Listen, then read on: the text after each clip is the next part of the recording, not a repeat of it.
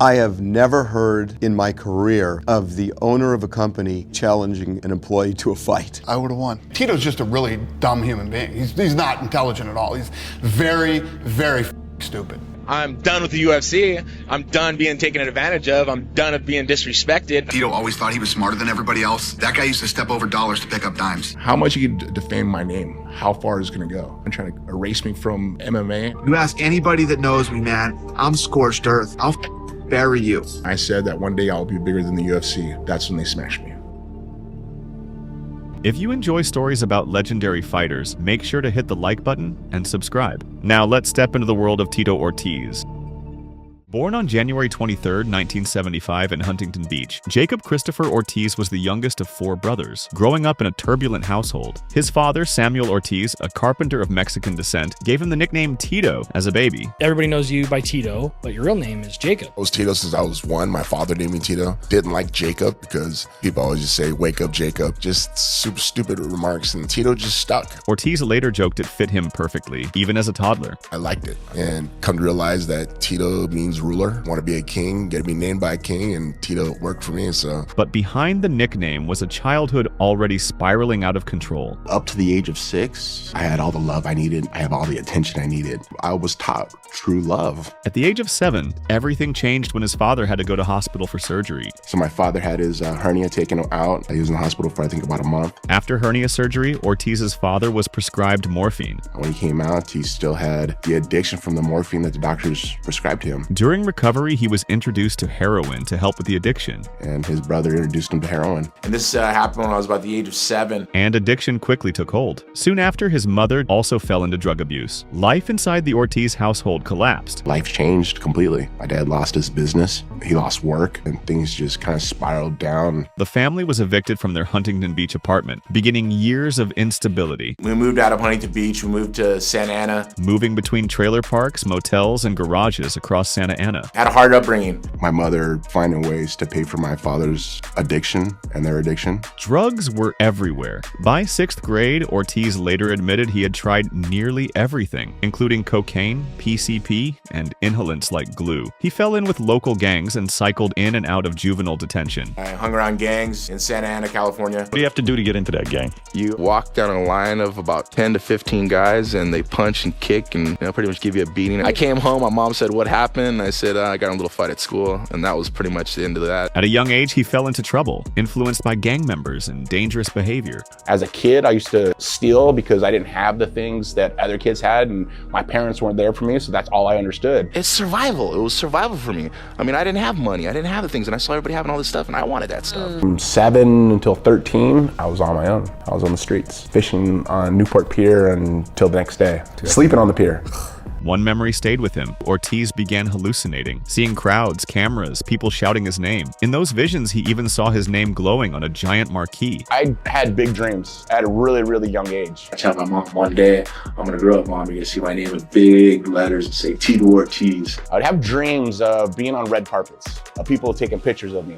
And back then, they didn't have red carpets. Maybe this was kind of either God or preparing me for what's gonna happen in the future. When Ortiz was 13 years old, his parents divorced. My mother told my father, either you get sober or I'm taking your son. My father chose drugs over me, and it was sad, but I was not gonna be a victim. His mother moved them back to Huntington Beach, away from the gang life Tito was involved in. My mom kind of got sick of me being around those people, and one of my friends actually ended up got shot and killed right in front of me. I mean, literally. Wow. My mother made a decision. She took me away from my father and got remarried, brought me back to Huntington Beach, and saved my life. How'd you get out of the gang, though? You can't, once you get in, you can't leave. Yep, you actually do the total exact thing how you got in it. You got to get beaten. And after they beat the shit out of you, do they give you a hug and say, good luck to you, brother? Yep. Wow. For the first time in years, things began to stabilize. Then, during his sophomore year at Huntington Beach High School, Ortiz found something that would completely change the course of his life: wrestling. I walked into the wrestling room at Huntington High, and I asked, where's the ring at? The coach laughed at me. Big WWF fan. Oh, huge. While wrestling, a new coach arrived at the high school. It was Paul Herrera, who was scouting for talent. So when I first got there, I had already been coaching as a graduate assistant at Nebraska. I went on the hunt looking for some of the tougher kids in the school so that I could form, a good wrestling program. And Tito, his names kept coming up. Then there was an assistant coach, Paul Herrera, who fought in the UFC also, but later became my best friend. And he took a liking to me. You have the heart and dedication to be the best. I was like,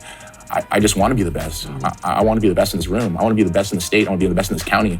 And he's like, Tito, you can make it happen. You just got to work for it. Under the guidance of Coach Paul Herrera, Ortiz poured his energy into the sport. The discipline and structure gave him something he had never truly had before, a purpose. And it changed my life in general. It showed me what hard work, it showed me dedication, it showed me structure. The results came quickly. Ortiz earned a spot on the varsity team his first year. I did really, really well. I was a natural. God gave me a gift. Yeah. I was a great athlete. Eventually winning a CIF championship at 189 pounds. We actually end up placing in Masters and winning CIF. However, once the wrestling season ended, he would fall back into trouble. Every single time that wrestling season was over, I would get in some type of trouble. Fighting with somebody, breaking the law, I ended up going to juvenile hall. I was trying to find attention that I never got as a kid. Around this time, he met his first girlfriend, who would later become his wife and the mother of his first child. Wasn't your wife like your high school sweetheart or something? Actually, she was my best friend's girlfriend. I ended up stealing him from her.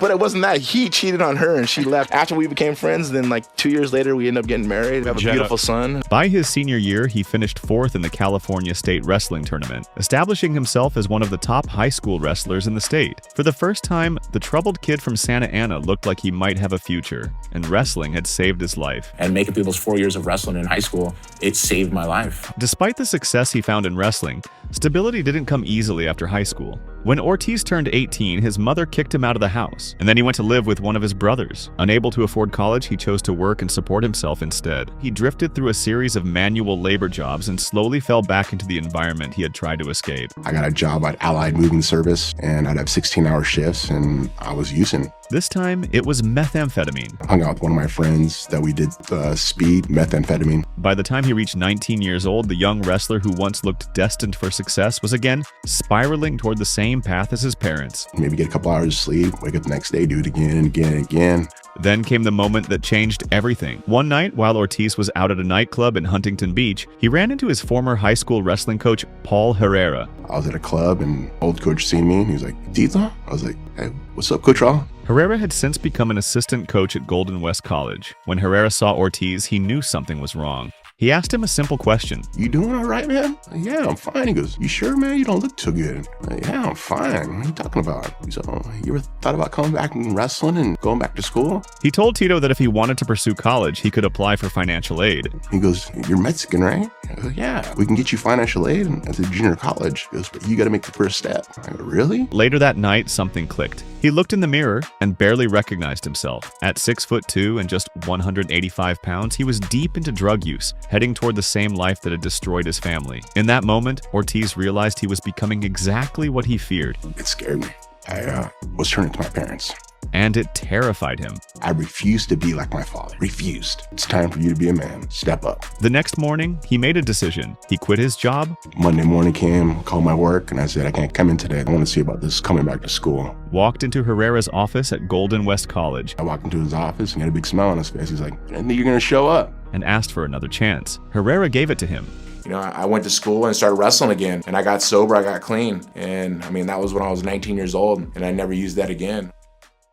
What followed was one of the most dominant runs in junior college wrestling. Competing at 190 pounds, Ortiz went 58-1. He became a two-time California Junior College State Champion in 1995 and 1996, earning All-American honors both years. His wrestling career, once derailed by addiction, was back on track. Around this time, as the early UFC events emerged, Paul Herrera asked Tito if he could help train a fighter in wrestling. I think it was UFC 6. He's like, Paul's like, you want to come train with Tank Abbott? Paul says, hey, I got this guy named Tito. He's a kid, and he had wrestled at the junior college, and he was like state champion. I said, sure, bring him in as a sparring partner because he had a big frame. I watched him. I was like, wow, that guy's crazy. That guy's a badass knocking guys out. And he called me. He's like, hey, Tito, would you come in and wrestle with Tank? I go, just as long as he doesn't punch me, I'm in. It was here he began developing skills beyond wrestling. So I started training wrestling with him. I started doing focus mitts boxing with his boxing coach a little bit. And he's like, wow, you can punch hard. Started doing jiu-jitsu because I watched, the Gracies, of course, compete in it. And I looked at like, God, these guys are crazy doing this stuff. And Tito became interested in the sport. He later transferred to California State University, Bakersfield, a respected Division I program, training alongside elite athletes. In 1996, Ortiz saw that Jerry Bolander, a wrestler he'd beaten at the 1994 California State High School tournament, had become a UFC star after winning a middleweight tournament. There was a weight class in UFC that was 199 pounds. I wrestled wrestled 190s in college. He believed if Bolander could do it, so could he. I wrestled Jerry in high school. I smoked him. I kind of put in my head, well, if I could do that to him and he's doing it to those guys, maybe I should give it a try. So he asked Tank Abbott for a shot in the UFC. I told him, I go, I want to fight in this. He started laughing. He's like, oh, you think you could do well? I go, I know I can do good. I'm gonna whoop some guy's ass and give me a try. Abbott delivered, securing Ortiz a place at UFC 13 as an alternate. So he got my first fight at UFC 13, and it was because of him. But before stepping into the UFC, Ortiz wanted to test himself. Just 3 weeks before UFC 13, Ortiz entered a pancration fight at a small event held inside Rosemead High School. The fight ended in a draw, but it gave Ortiz the confidence that he could compete in real combat. Then came his opportunity. On May 30th, 1997, at UFC 13 in Augusta, the 22-year-old college wrestler made his professional debut. When I first started, because I used to watch Hulk Hogan, say your prayers, take your vitamins, brother, to watching Muhammad Ali, the way he talked, the way he presented himself. MMA didn't have that, That was like, shit, I'm gonna bleach my hair blonde. A blonde-haired kid who's a surfer. I used to surf. I put some fucking flames on my shorts. And he comes from Huntington Beach, California, at his first ever UFC. Two-time California State Wrestling Champion. He also won a couple of local jiu-jitsu tournaments. He trains with Tank Abbott. Because Ortiz was still on an athletic scholarship, he technically wasn't allowed to accept prize money. And I remember talking to my head coach there, Dal Defner. I go, well, I want to try this UFC thing out. And he's like, are you getting paid for it? I think so. He goes, well, if you get paid, you can't come to school here anymore. So he fought for free. I fought for free as an amateur. No UFC fighter in history who's ever fought for free. I want to test, see how good I truly am. His first opponent was Wes Albritton. Really nervous. My high school wrestling coach, Paul Herrera, who fought Gary Goodrich, got caught in a crucifix and got elbowed and got knocked out, and they had to do skull reconstruction on his cheek. And that put fear in my heart, realizing that you can get seriously injured doing the sport. The fight didn't last long. Ortiz overwhelmed Albritton almost immediately, finishing him by TKO in just 31 seconds. It just looked like there was nothing he could do to keep you from taking him to the ground. No, too strong for him. Wasn't at my level. The performance was dominant, earning him a shot at Guy Mesger in the lightweight tournament final after Ensign Inoue was injured. Ensign Inoue is out, and Tito Ortiz, the winner of tonight's earlier alternate bout, is in. Suddenly, the young newcomer found himself fighting a veteran. Early in the fight, Ortiz actually looked strong, but then he made a mistake. Ortiz shot for a sloppy takedown. Mesger immediately locked in a guillotine choke. I went to go for a takedown. I got caught in a guillotine. I didn't know what that was at that time. I didn't do much jiu-jitsu. And within moments, he was forced to tap. But despite the loss, the UFC had just discovered something important. A young, aggressive wrestler with charisma, attitude, and the potential to become one of the sport's biggest stars. Tito Ortiz had arrived. I loved it. As a kid growing up on the streets, parents not being around me that much, I was always dying for attention. And the attention was there of fans going, hey, let me have an autograph. And I didn't realize what I was getting myself into. He also competed in wrestling around this time, including an infamous match with Chael Sonnen when Ortiz lost to him on his birthday. We wrestled against each other in Division I college. I wrestled with Cal State Bakersfield. He wrestled with Oregon State. Pinned me on my birthday. So angry. I was running the stairs up and down, up and down. I was so mad. I was just so embarrassed myself. A rivalry that would resurface years later. In 1998, his relationship with Tank Abbott broke down after Abbott accused Ortiz of stealing $500. Basically went into my truck after asking me to borrow $500 from me. I didn't have it, and I said, sorry, if I had it, I'd give it to you. I walk out and Tito's in my truck. He knew there was a checkbook in there. He wrote it out to his brother and cashed it the next day. At that point in time, I cut waves with him. A claim Ortiz denied. Did you steal the money out of his glove compartment? I don't steal money. I'm not a thief. I got in a fight downtown HB. 3 skinheads jumped one of my buddies. I went to the house and I beat down the 3 skinheads. I went to jail for severe bodily harm, and I had to have an attorney, and it cost $1,500. The reason our relationship was dissolved completely, we went out partying, never asked anything from him ever. And I think you give me $1,500 so I can get an attorney so I can make sure that I don't go to fucking prison. Next day, I go, hey, Tank, can you give me that $1,500? He goes, hey, your fucking dad, go fuck yourself. All right, cool. You just lost one of your best training partners. Peace out. Never talk to him again. And the two went their separate ways. Health-wise, he drank a lot. I know a lot of people's minds change the way as they get older and older. But you know what? At the end of the day, I don't have to hate on the guy. He's done his great things. He gave me an opportunity to fight in UFC. He got me that opportunity, and I was thankful for it. Around this time, he earned the nickname the Huntington Beach Bad Boy. Huntington Beach Bad Boy, Tito Ortiz. A reflection of both his roots and his rebellious persona. Here's so people don't mistake. Tank Abbott was the UFC bad boy. I was the Huntington Beach bad boy. At UFC 18 in January 1999, Ortiz defeated Jerry Bolander by doctor's stoppage. Then the real drama began. After the fight, Ortiz put on a shirt to antagonize the Lions Den camp. The rivalry had officially begun. Yeah, I mean, I came in here 110% mental.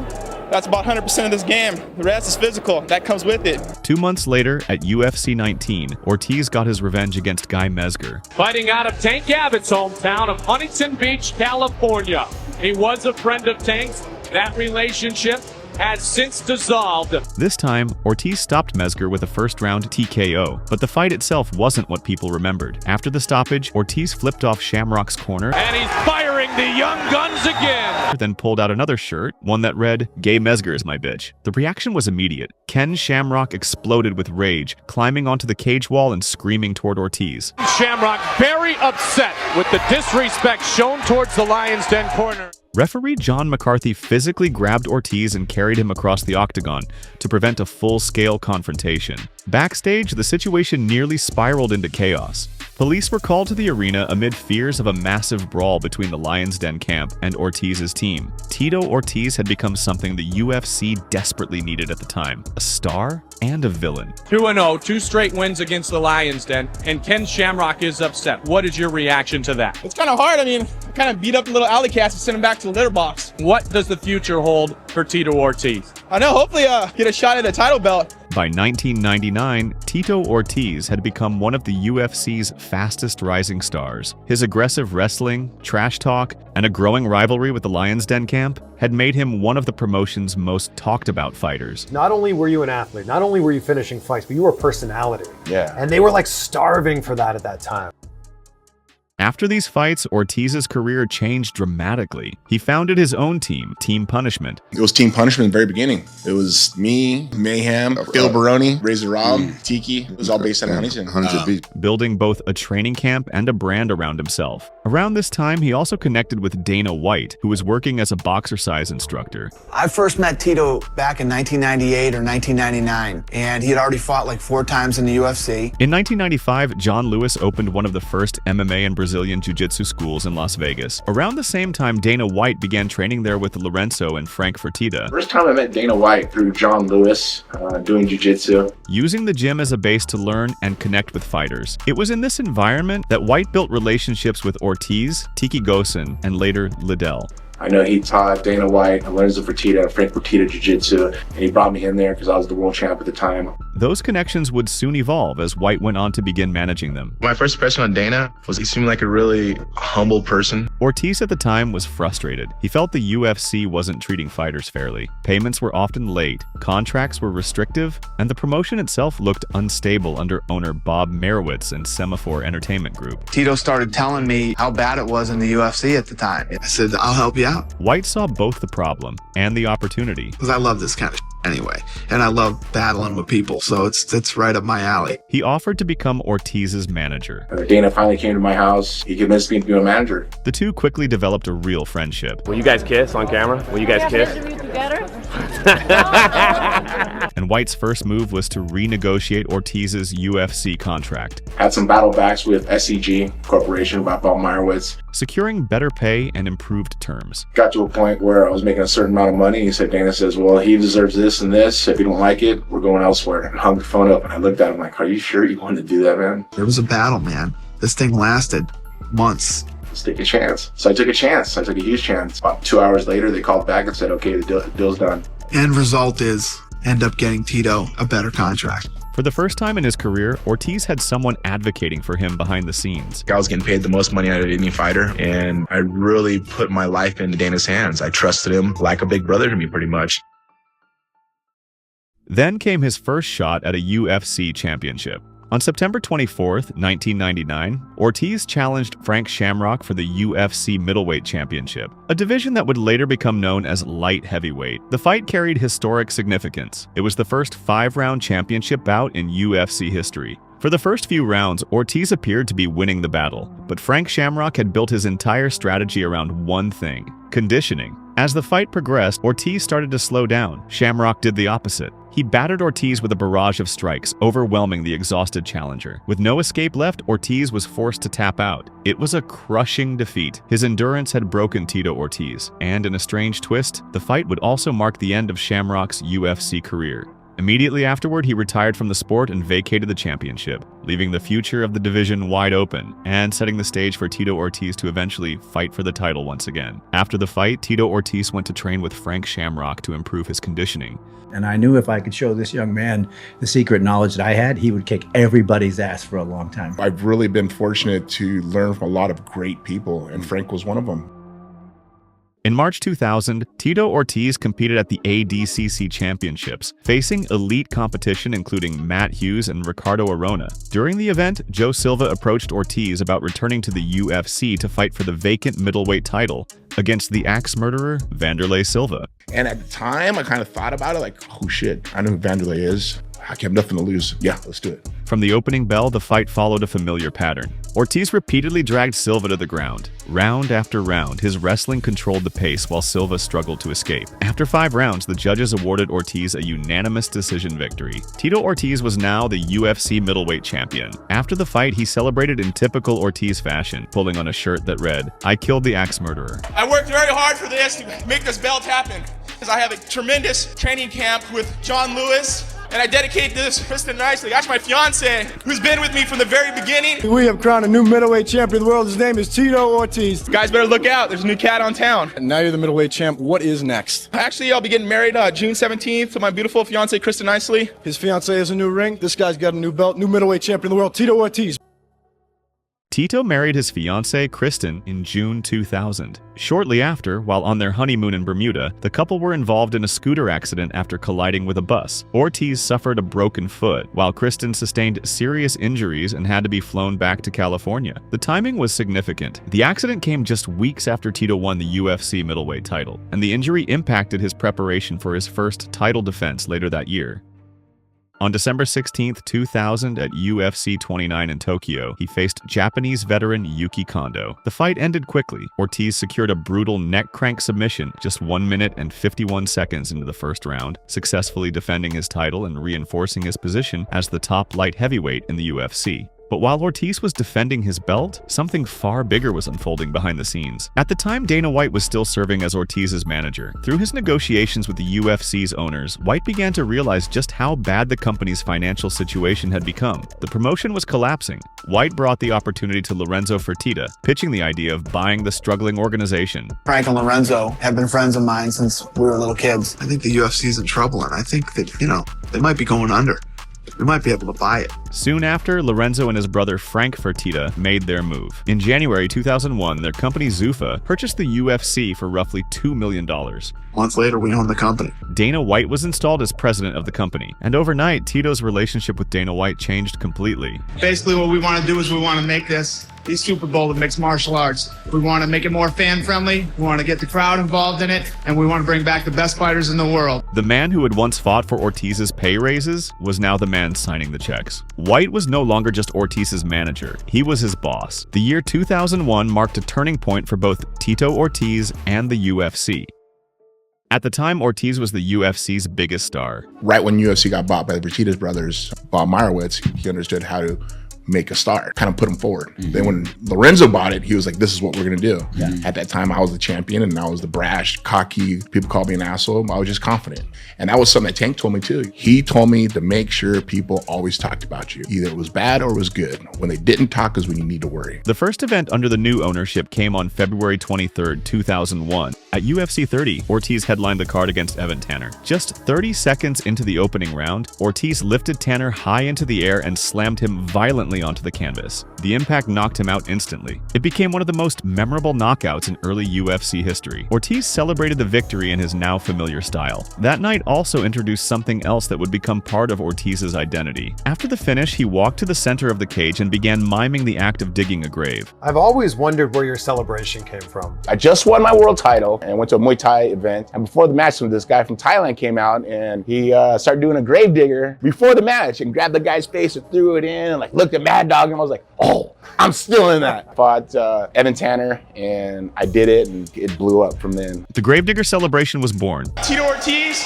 this is my time, it's now. But while Ortiz continued dominating inside the cage, behind the scenes, his relationship with Dana White was starting to change. You can't be a manager and a promoter at the same time. It's a conflict of interest. It's illegal. The situation quickly created an obvious conflict of interest. The Fertitta brothers eventually made it clear that White could not both run the UFC and manage fighters. Dana pretty much said, well, I'm not going to be able to be your manager anymore. An attorney was brought in to take over representation for Ortiz and Liddell. An attorney friend of mine ended up taking over Chuck and Tito. But Ortiz didn't see it that way. He felt abandoned. Tito immediately felt like I was on the other side. The tension between the two men had begun, and it would eventually explode into one of the most famous feuds in MMA history.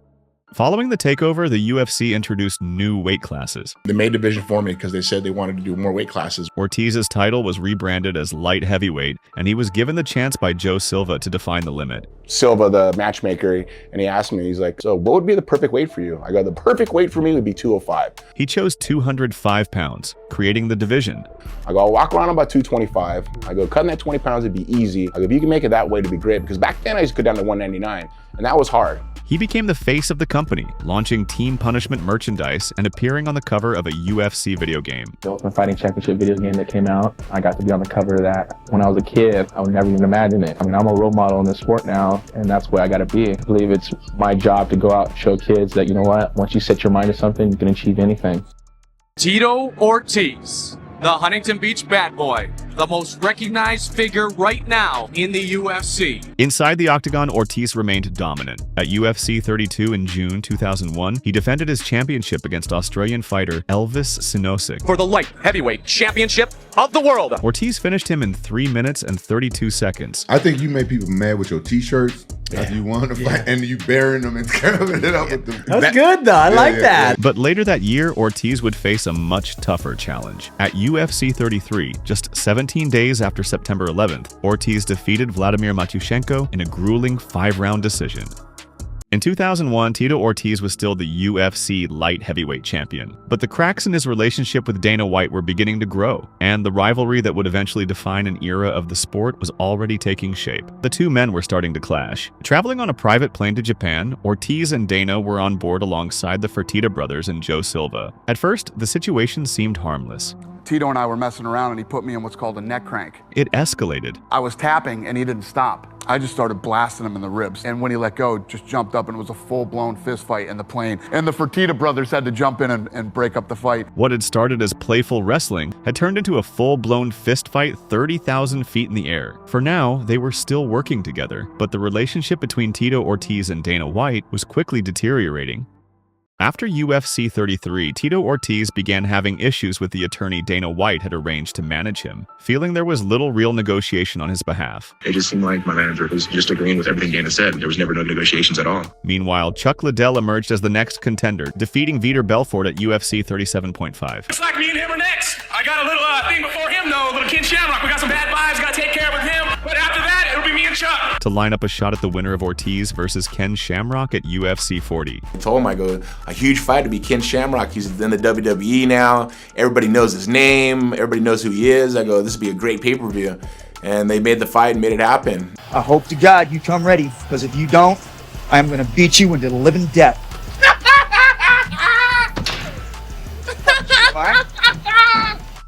Before the Ortiz-Shamrock fight, several fighters were brought over for UFC 38 in London. It was here that another incident occurred between Tito Ortiz and future UFC fighter Lee Murray. After the event, an infamous brawl broke out outside the China White nightclub. Rumors spread that Murray had knocked Ortiz out in the street. Lee Murray's story is 50% true. There's my side, there's his side, then there's the truth. We go to party that night. My friend's Bo jumped on Pat Militer's back. Pat Militer's friends punches Bo and knocks Bo out on the street in front of me. What the fuck? I pushed him, and it was Lee Murray. He punched me and I punched him, and he ran. I started chasing after him, and I was in a suit and dress shoes, and he stopped, posted, and I went to go stop. My feet slid, and I slid right into him.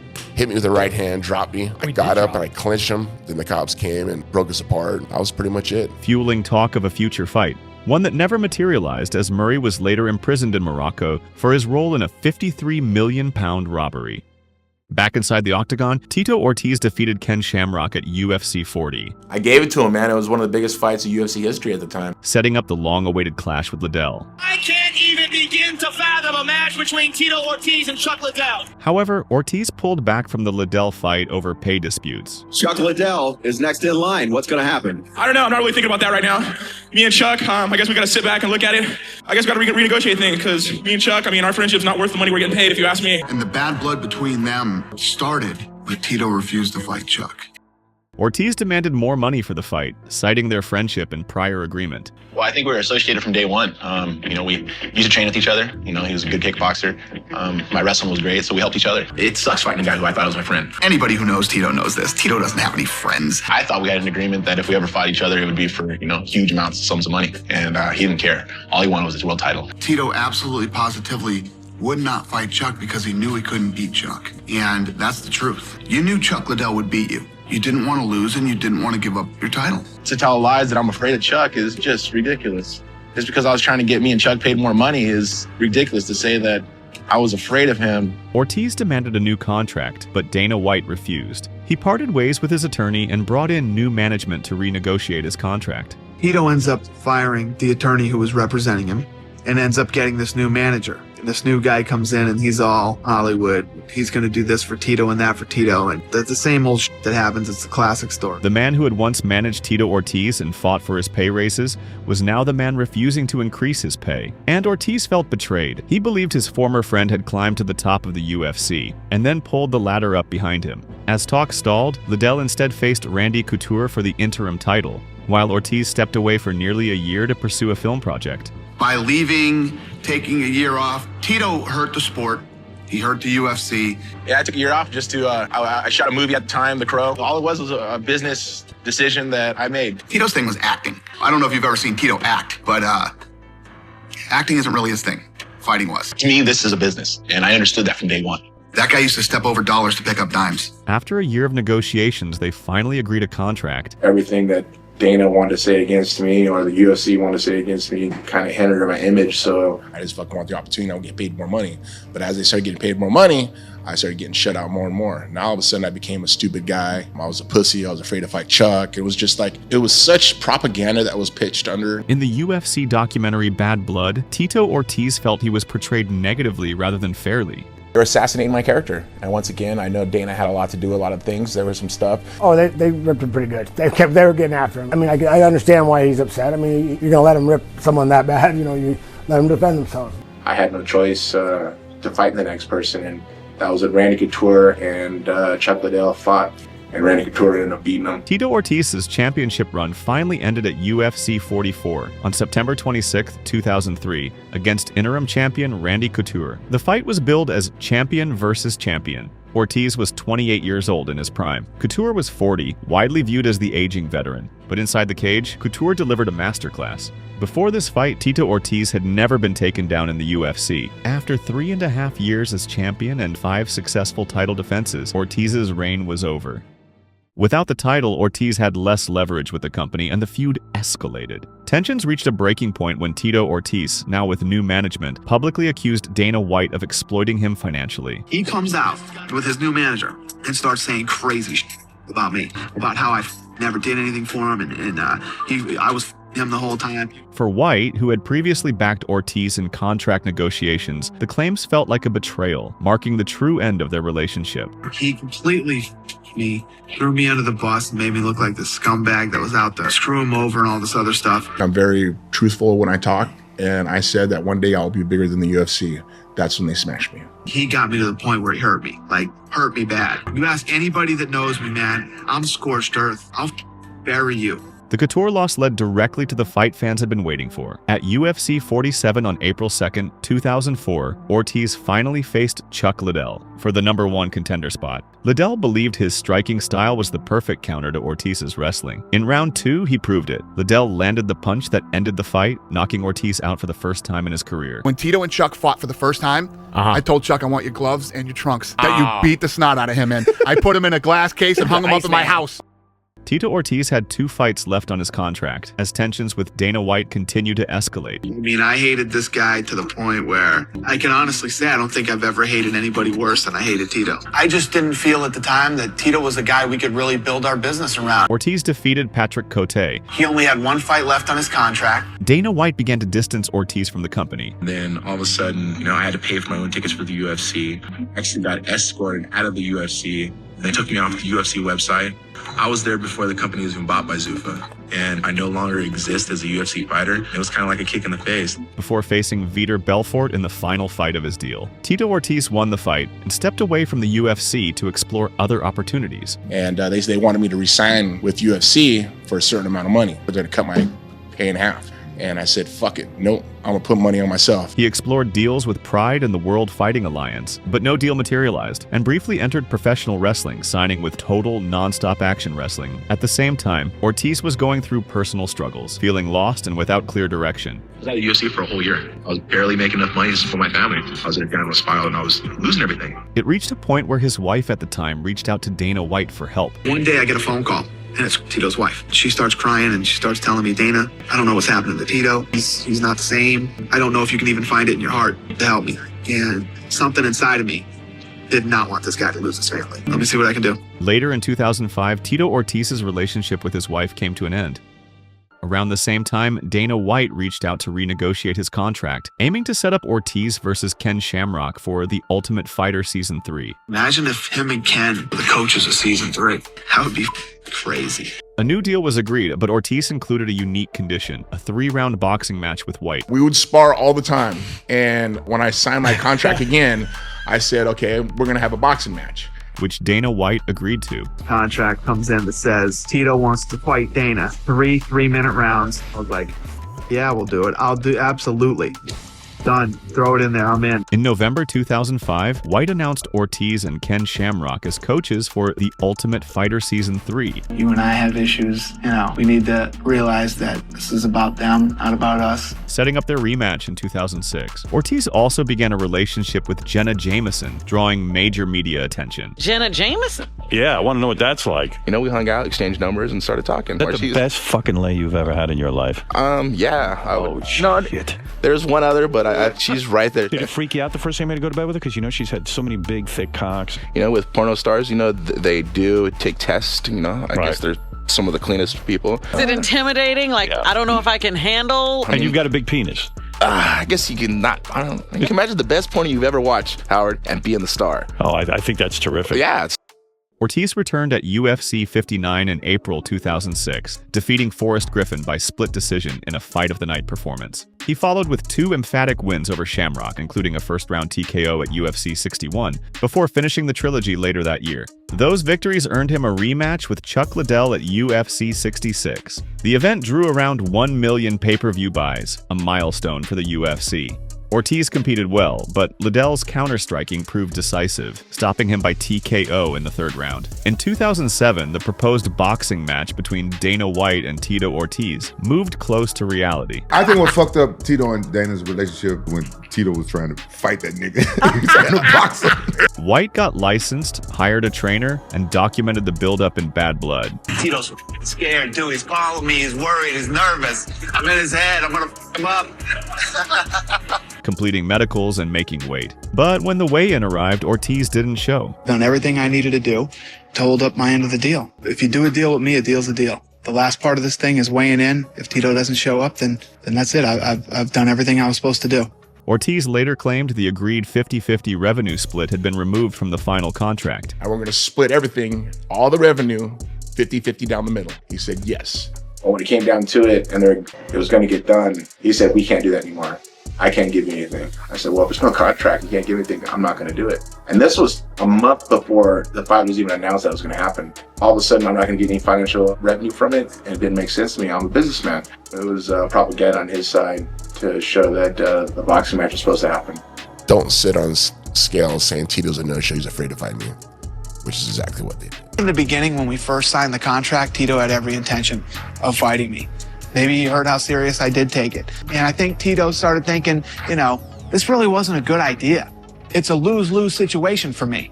If I beat the shit out of him, that should have happened.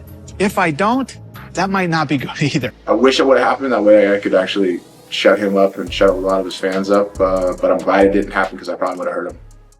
His next fight came against Rashad Evans at UFC 73, ending in a draw. In his final fight under that contract, he lost a unanimous decision to the undefeated Lyoto Machida at UFC 84. At the weigh-ins, Ortiz wore a "Dana is my bitch" shirt, a moment he later called his biggest regret. You know, I put on a shirt that says Dana's my bitch. My bad. I'm sorry. I should have done that. He even accused Dana White of treating fighters like slaves, a comment that hurt him.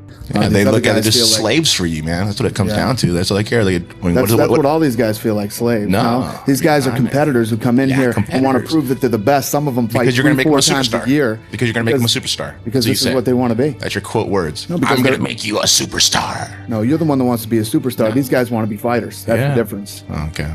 Before opting not to re-sign, citing ongoing issues with Dana White. Dana, do you want Tito in the UFC? Hey, listen.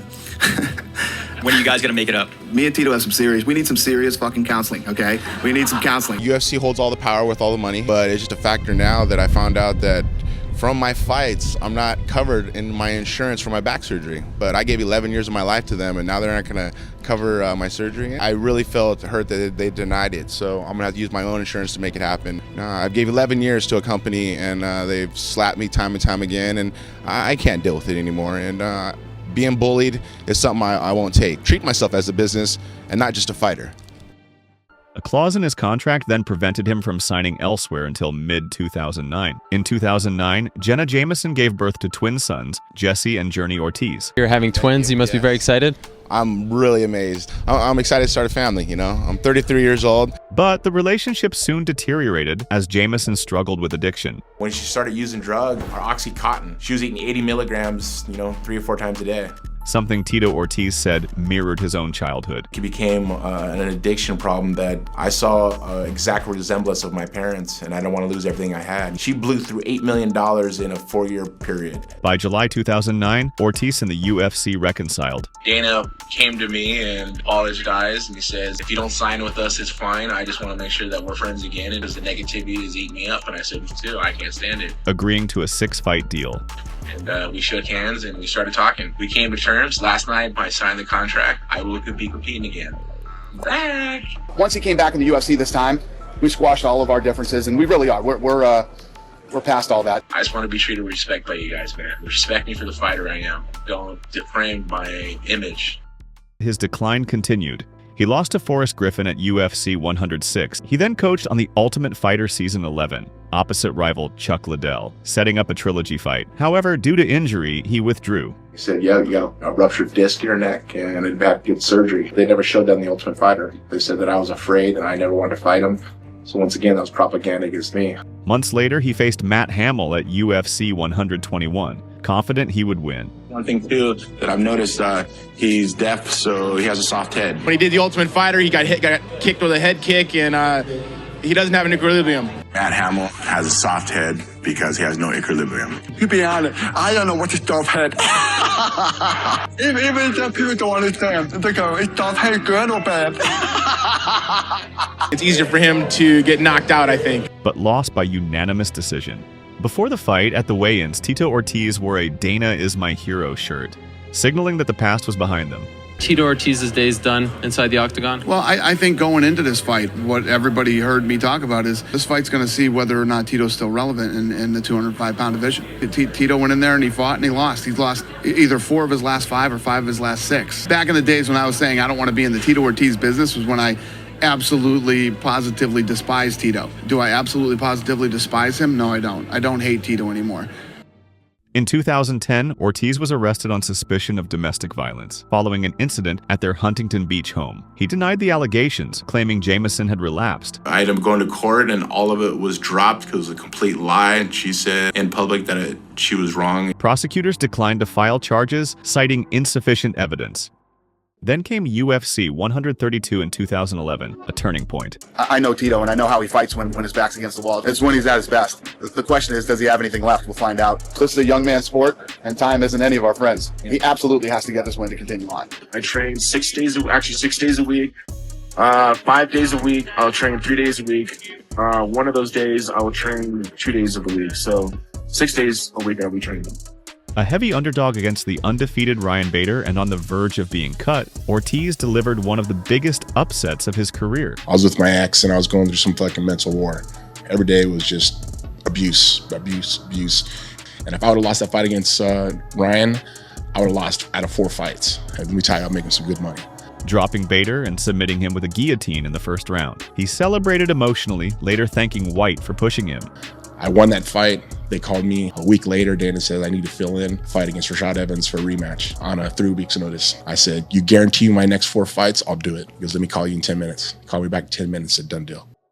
The resurgence was short-lived. He lost to Rashad Evans, then to Antonio Rogerio Nogueira. In July 2012, Tito Ortiz was inducted into the UFC Hall of Fame. Him being in the Hall of Fame has nothing to do with our relationship. Before his farewell fight at UFC 148 against Forrest Griffin, where he lost a decision. Emotional in his speech, Ortiz cited years of injuries as the reason for retirement. Over the years I put in this sport, I've gave my heart, I gave my soul, I gave my body. People kept saying, Tito, why are you retiring? I've had some major surgeries. I've had ACL, reconstructive surgery, back surgery, neck surgery, meniscus tear. I'm retiring because it's time. It's time for me to walk away because I've done everything I possibly can do in this sport that I wanted to do. After retiring from the UFC, Tito Ortiz and Jenna Jameson split permanently. It took me about $50,000 to get to my therapist. The time to go, Tito, stop trying to save your mom. Find someone to save you. And bro, it hit me like a fucking ton of bricks when I heard that. Actually, 2012, I ended up getting a restraining order and getting full custody of my children. I've been a father since. With Ortiz later granted full custody of their sons. Having full custody of my kids, she just walked away. Don't try to be a saver. I went through that relationship myself where I tried to fix her so much that I lost myself. But retirement didn't last. I just wanted to get away from UFC. I got away with the UFC by staying home retired. In 2013, tensions between Tito Ortiz and Dana White reignited. Ortiz signed with Bellator MMA, the UFC's biggest rival, shortly after his Hall of Fame induction. Why now? I think this is a transition. It's turn of the times, and it's time for another company to be an up-and-comer, but it is business. While promoting the fight, Ortiz made controversial remarks. He's a very holds grudges. He gets too personal on things, and this is business. Bellator has my back, and they treat us right. They treat us with respect, the way we're supposed to be treated as fighters. Calling White a bully. And not taking advantage of and being bullied a lot. Getting bullied, you can only bully a person so long until they start fighting back. And likening the UFC to slavery, comments White saw as a betrayal of their recent reconciliation. And now I'm like the slave master from fucking whatever Tito called me. That fucking buffoon. How about this fucking moron coming out and saying he was a slave? I shouldn't even ask that question if he knows what a slave means, because he's one of the dumbest motherfuckers you will ever meet. Tito Ortiz co-founded Primetime 360 Entertainment and Sports Management, representing fighters like Chris Cyborg and Rob Emerson. Tito's working really hard on her career, I can tell. He's running around doing his own shit. He already fucked her career up. Can you imagine trying to do fucking business with that buffoon? I could go to the fucking zoo, go to the fucking monkey cage, and have a better interaction, a more intelligent interaction with the monkeys at the zoo than the buffoon. By late 2018, Ortiz had cut ties completely, citing disagreements over her management. In 2014, Tito Ortiz was arrested for DUI, registering a blood alcohol level of 0.12.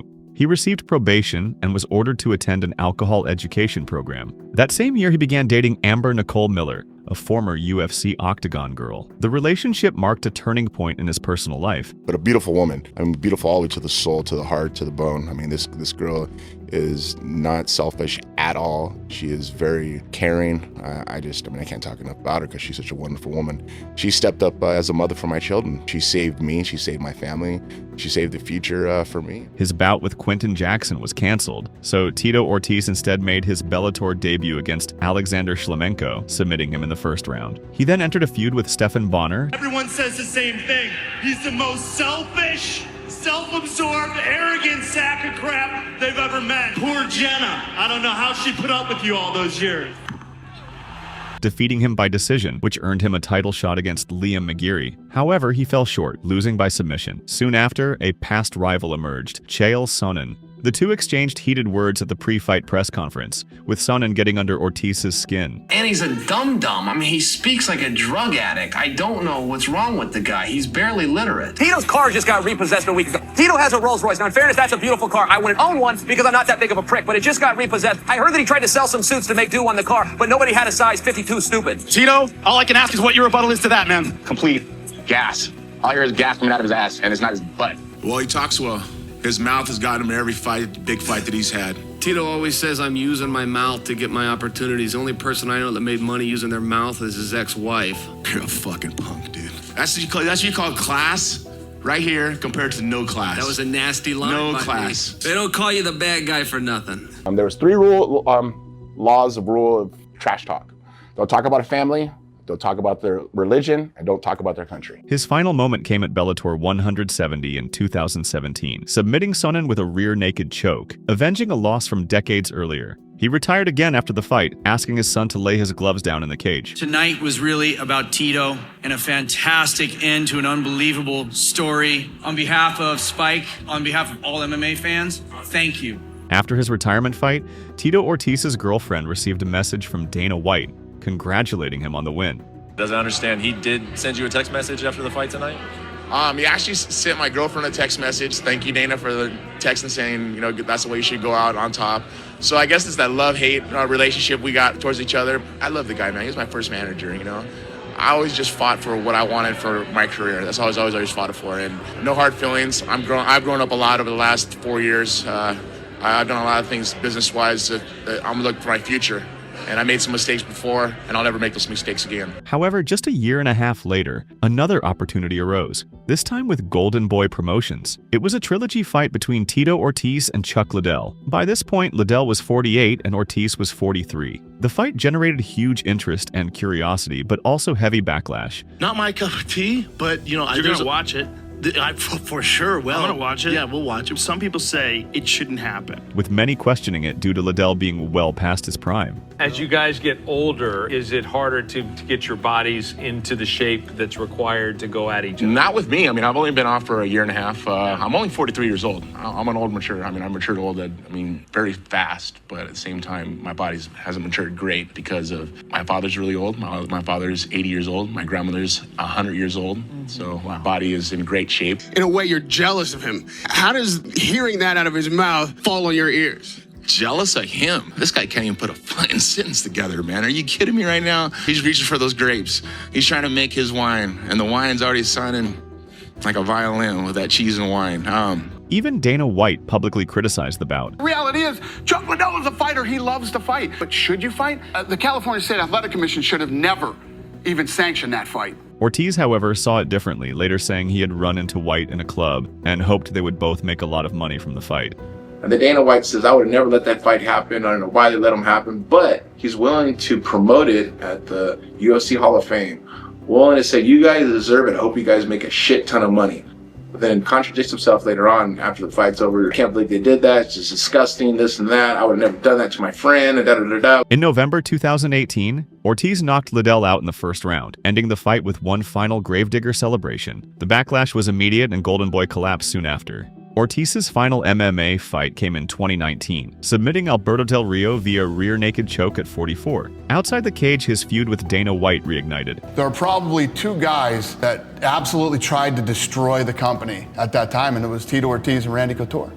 Two of the worst guys to ever fucking deal with. I had to see someone sit there and lie about me and just defame me. Tito we'd be coming up to a big fight that was on Saturday, right? Deals have been done for months. Tito would call and say, I'm not going to show up unless you pay me another $150,000 or whatever the number was. He would do this on the regular. Bullshit, that is a lie. That is a bold-faced lie. I have never, ever done that in my life. I want to bring this to your attention. I have never, ever, ever called him and said, I want more money, or I wasn't fighting. I put my kids on it, put my mom on it, I'm telling you, that hurt my feelings because I gave my life and soul to that company. And for him to say that, to make me look like a piece of shit, that was hurtful towards me. Very hurtful. And Tito's just a really dumb human being. He's not intelligent at all. He's very, very fucking stupid. How much you can defame my name and how far it's gonna go. Google Tito Ortiz talking. And I don't have any beef with Tito anymore. And Tito, I can you tell. know you're fucking stupid, Tito. You know you are, so. I wish he can get over the hard feelings. It's life, and life's too short to hate. You make the bed you lie in, but that's behind me now. However, Tito Ortiz has said he hopes to reconcile with Dana White in the future. Do you think there's a chance that you guys could eventually kind of bury the hatchet and kind of get along at some point? I hope so. I mean, I love the guy, man. There was an opportunity here where we're bros. I mean, good friends. I mean, Sorry. I mean, I apologize the way I went about things. There's a lot of times that I got pulled different directions that people told me what I thought I deserved. And it wasn't the right decision. I love the guy. He helped me out so much. Lorenzo Fertitta helped me so much. I only learned one way to negotiate, and that was the way Dana taught me. Right. My way or no way, hang up. That's the way I learned. He's done great for the business. He's done great for a lot of fighters. A lot of fighters now are getting paid great money. I just was in the beginning. I was the guy speaking up, and I was willing to sacrifice everything to make that happen. In 2020, Tito Ortiz ran for Huntington Beach City Council under the slogan, "Make Huntington Beach Safe Again," finishing first and becoming mayor pro tempore. His tenure quickly turned controversial. He called COVID-19 a pandemic. Last thing, Mr. Kelmick, when we're at Veterans Day here, you had no problem putting your mask on, but as soon as the cameras turned off, you took your mask off. That is a false statement, and that is out of line. There is picture and documented proof of that. Okay, thank you, both. By early 2021, tensions escalated. Fellow council members pushed for a vote of no confidence. Just 6 months into the role, Ortiz resigned. As of recent, the attacks against me have moved into involved my family. I now feel for their safety is in danger. To put it simply, this job isn't working for me. I'm sorry to let down. Now I understand why they say stop talking about politics, because they don't want people to understand what's going on in their country. He closed his combat sports career in 2021 with a first-round knockout loss to Anderson Silva in a boxing match. He retired with a record of 21-12-1. On June 3, 2022, Tito Ortiz's Huntington Beach home was burgled. It's scary they have enough balls to come in my house. I got robbed. They stole my safe out of the floor. They stole all my girls' shoes. They stole their purses. They stole all my watches. And it was probably about $500,000 in total that went up missing. Amber Miller and Tito Ortiz married in 2022 and relocated to Florida. Beautiful down there. Safety for my kids. I ain't got no homeless down there. I don't got to worry about my house being robbed. Don't have to worry about some political bullshit. These people trying to spit down my kid's throat. Where he opened Tito's Cantina Tequila Bar and Grill in late 2023. Yeah, you got an Instagram for it already? Yeah, it's Titos.Cantina on Instagram. So the team I have at Tito's Cantina is a phenomenal team. Every one of them, the girls and the guys, everybody, to the bartenders, to the cooks, they work their asses off, and it's good. In this year, he also received the news that his father had passed away. He went through a lot of hard stuff as an adult coming up as a father, and he couldn't be there for me, and I understand that. And life is too short to hate. I hated him for such a long time because I really didn't understand why I went through those things.